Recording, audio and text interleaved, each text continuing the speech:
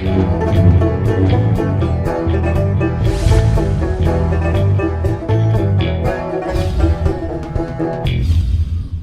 I'm the Deadwood Jedi. This is going to be another Raid Shadow Legends video. We are on the test server taking a look at the new Fragment Fusion champion, Ukko. Now, I actually like Ukko. I think this is definitely going to be a Fragment Fusion worth doing, but obviously he's not going to be, I don't think he's going to be a game changer, right? He's not another Brogni or another Hellcat. He's definitely a good champion, though, who has some really solid usage.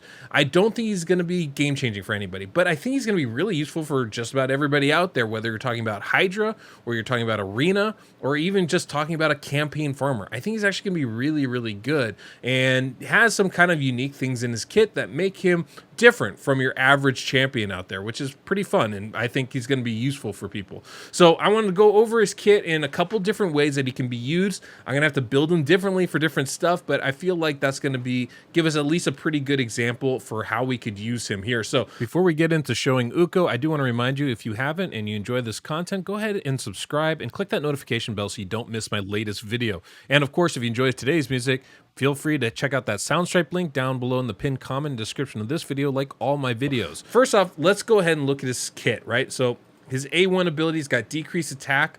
It's an AoE attack. This is a cool thing about him. All of his attacks are AoE. That's not common, and it can be really useful. It makes putting sets like, you know, stun or provoke really useful in that case, because you can really, you know, you're hitting everybody with it. So it makes those a lot better sets to be able to use. So there's going to be some niche uses you can use for faction wars if you want to just use them in that way, or even campaign farming. I think is going to be great there. But just as a skill, he's got an AoE decreased attack, 75% when booked. That's pretty high on an A1 ability, so that's a pretty solid A1 skill right there. His A2 ability here, it's a double hit, and each hit has a 75, it's booked up to 100% chance of removing 2 random buffs from the target each hit. So that means you can remove a total of 4 buffs from each enemy. That's very significant, and I think you can see very easily the applications not only for Arena but also for Hydra, where stripping those buffs off can be a really solid way to approach it, right? And then he places a block buffs debuff and a decreased accuracy debuff for 2 turns on targets that have no buffs after the attack. Again, Hydra anybody? Arena anyone? I think this is going to be really, really helpful for people in more than a couple different areas of this game.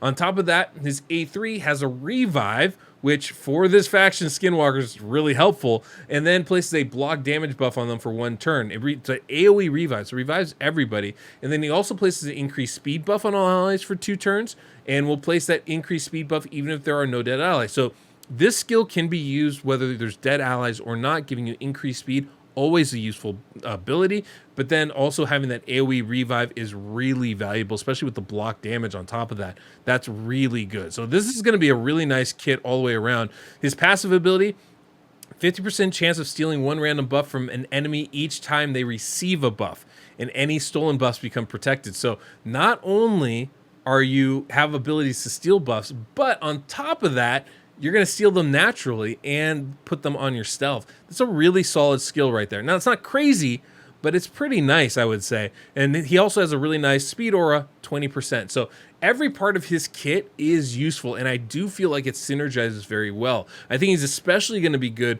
for Hydra. Being able to place block buffs and decrease accuracy as an AoE skill is great. Being able to steal buffs if you can't place that block buffs, also great. And then on top of that, you got the increased speed buff. So Hydra's probably going to be his best place. Oh, did I forget the decreased attack as an AoE too? He's going to be really good for that part of the game. But on top of that, I think he is going to have a place in Arena, and that's actually where I kind of want to show him first. So really quick, so you have an idea of how I've kitted him out for Arena, mind you. I have him all perception. I built his accuracy to the 9s because I'm facing platinum quality teams here. So I really need a lot of accuracy. So I got him at 662, right? 100% crit rate. I don't know why I have that, but I do. So I'm going to keep it. It's great, right? 183 speed, 3,000 defense, 44,000 HP. I don't have him built super tanky. This is not the perfect build by any means, shape, form, whatever you want to say. I do have a couple counterattack sets on him. I figured with the AoE, that's good. And one of those reaction sets to help keep him alive from the first hit.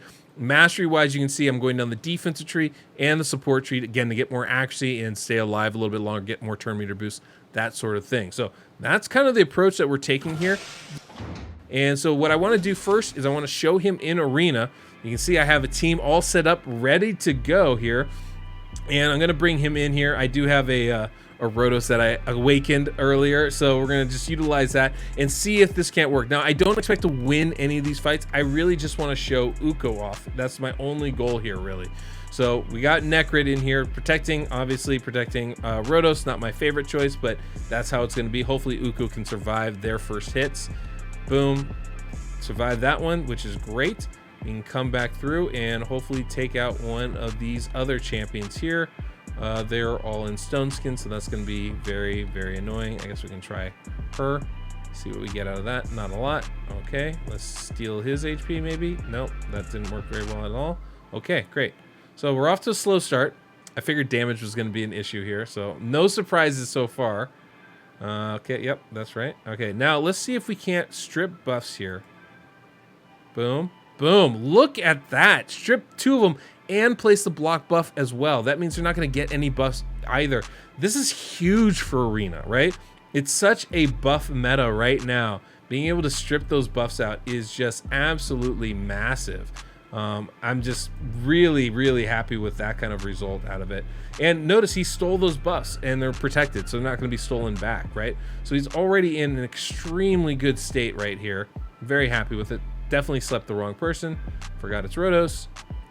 But that's, I think, really, really cool. We could put increased speed on everybody, or we could just AoE, just see how the AoE does. Boom. It's a pretty solid damage dealing skill. I mean, it's not great by any means, but for an AoE skill, A1 ability, it's actually really, really nice.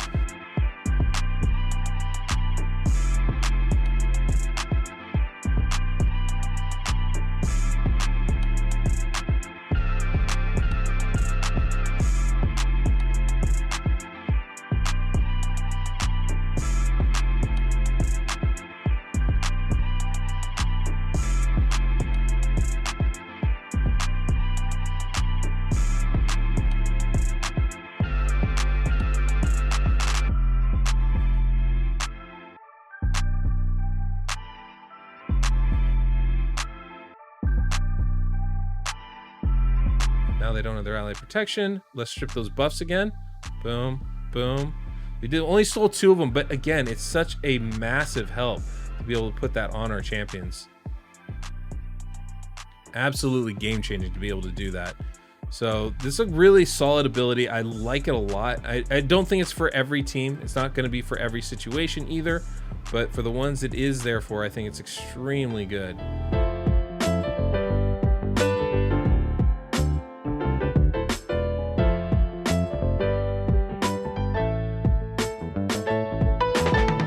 We can click auto and just let it run, but it's solid, right? Being able to strip buffs off enemies is really big, especially being able to place that block buffs afterwards, I think is absolutely massive. And yeah, he's quality champion. I'm very, very happy with it.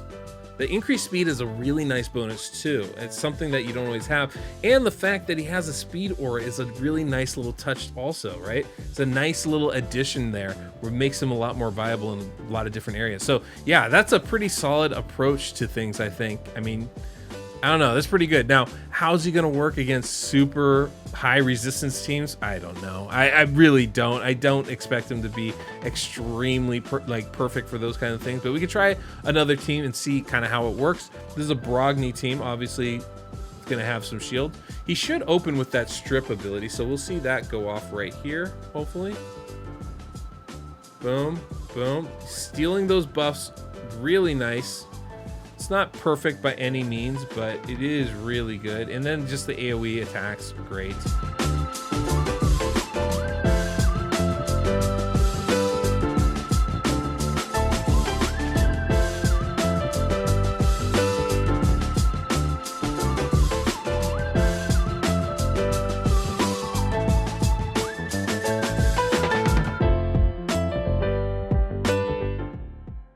Nice. Oh, Soul Reaper. Hey, the Awakening came out. That was cool. It's kind of a stupid skill, but I like it all the same. All right, now we can try and take down. I think now might be a good time to try and take down old Mithrala here, the other shield champion. The other great thing about this champion is it's another reviver for your team, right? Which in arena can be, you know, pretty tough, right? Like the important ability to have is someone that can revive, and so that becomes really valuable. There we go. There we go. Yeah, I think we can click auto again. He's honestly stronger than I thought he would be. That ability to strip buffs is really powerful. The fact that we can combine it with increased speed, a speed aura, and a revive is really, really nice. And so this is somebody I think we're definitely gonna be seeing in arena. And if you're struggling with an arena team, I think this might be a great option for you to use as a champion. And this is one of the reasons why I think he's definitely worth fusing.